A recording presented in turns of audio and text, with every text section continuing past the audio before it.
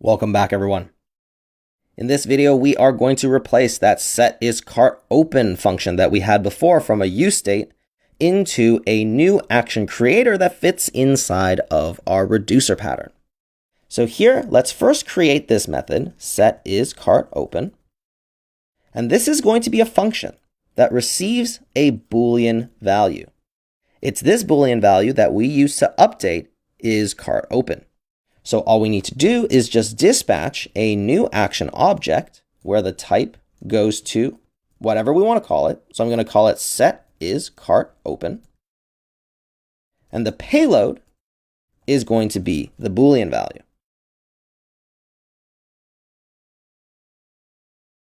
Then we can just pass this function through into our value. And now all we need to do is make sure that our reducer is prepared to receive this value. So inside, let's just make a new case statement where we're listening for setIsCartOpen.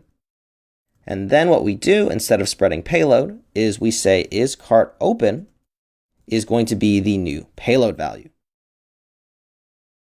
Now, as I mentioned before, and some of you might have already done, these case statements should be stored in some type of const somewhere so that we don't make mistakes when we're typing out strings.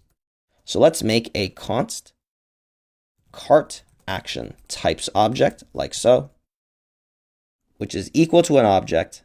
And inside, I will receive set cart items, which goes to a string set cart items, and setIsCartOpen, which goes to a string setIsCartOpen.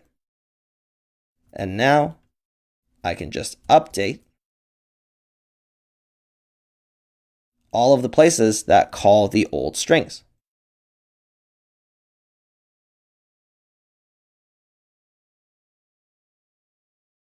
And now let's save this, and let's make sure that everything continues to work. So let's go back to our application, and there we go. We see that our setIsCartOpen still works. We see that adding to cart still works. And we see that we can toggle even with cart inside.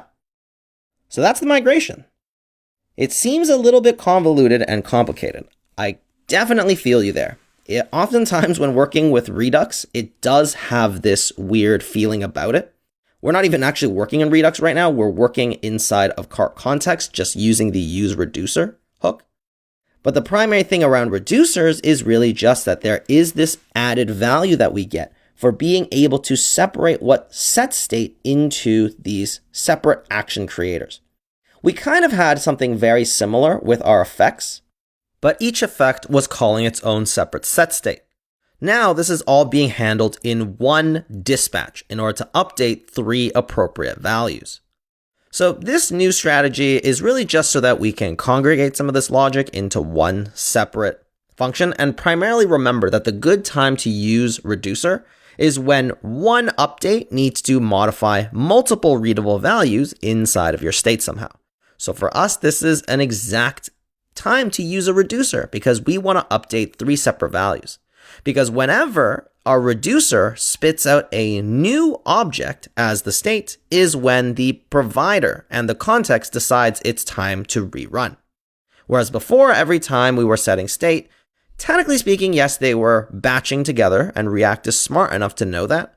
But at least now it is a little bit more clear that whenever our set cart is getting called, 3 values are updating. Whereas before, we were less certain about what's happening here. Plus, this logic is a lot clearer. You know that it's all happening in one function rather than happening through 2 different effects and then split over 3 different other set states. So now that we have this, let's talk about some optimizations we can make. One thing that we notice is that every time we have to generate this object, what we can do is actually create a helper function. This helper function I'm going to create inside of our utils. So here I'm going to make a new folder called reducer. And inside I want to make a reducer.utils.js file. This is going to be a create action function that receives a type and a payload. And all it does is it just returns back for us an object like so. Very simple.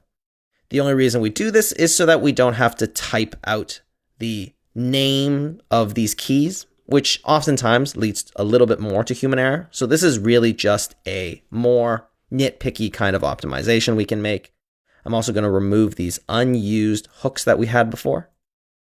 And of course, I'm going to import in our create action from our utils folder, reducer utils. Now let me just make sure I'm properly exporting this. No, I'm not. So let's just export out const.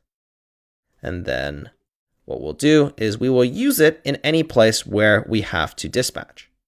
So here, instead of generating this object like so, what I'm going to say is that I want to dispatch create action passing the type as the first argument, and then this payload object as the second argument, which is our payload. And then I'm going to remove this call like so. Let's just make sure all our brackets are correct. And also, I'm going to do the same for this new dispatch here as well.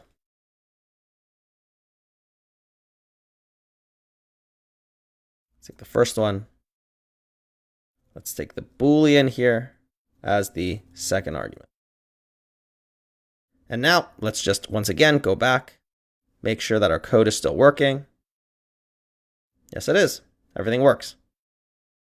Once more, what we're going to do is we are going to go into our user context, and we're going to do the same thing. We need to import in our create action from our utils reducer utils. And then what we're going to do is just update the dispatch in the same way. We're going to pass the first argument being our action type. And then the second argument is, of course, our payload. And now we save this. And now let's just make sure everything still works. We go back to our application. We see that we're signed out. We sign just out like that. We sign in. Everything still works. So our code is up to date. And this is it. This is pretty much how you use reducers inside of your context. Now again, inside of our user provider, do we need to use context? No, not necessarily. But if this were to scale, at least we've already set up the reducer so that it's easier to scale off these values. If we were to do this with cart context, this is actually the exact place we should have used a reducer. Because as I mentioned before, 3 different readable values update every time we need to update the cart. The only additional consideration that really needs to factor into whether or not you want to use a reducer is also going to be up to your team. Some teams prefer to keep everything in the realm of just React components with useState and useEffects. Most, though, if you're familiar with using Redux before, will like using reducers because it's a familiar pattern and it has proved that it is scalable. So now that we know how to use our reducers inside of React using the use context as well as the use reducer hook, in the next video we're going to talk about Redux as a library. Redux as a library takes this concept of reducers and extrapolates it out into an entire Redux-based ecosystem. And we're really going to dive deep now that we at least have a good idea of how reducers work into using Redux as a library as well as the ensuing additional complexity that comes with using a library like Redux for your state management.